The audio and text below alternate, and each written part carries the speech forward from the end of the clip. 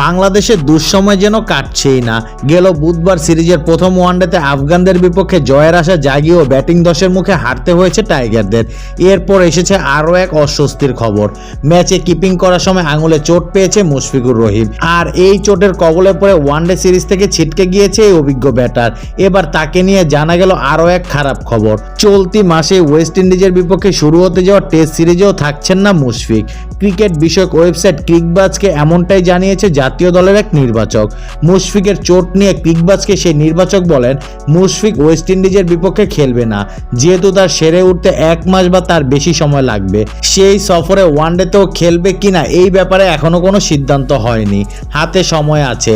Caribbean ট্যুরে test ছাড়াও 3টি ওয়ানডে ও 3টি টি20 খেলবে দুই দল, যার শুরুটা হবে টেস্ট সিরিজ দিয়ে।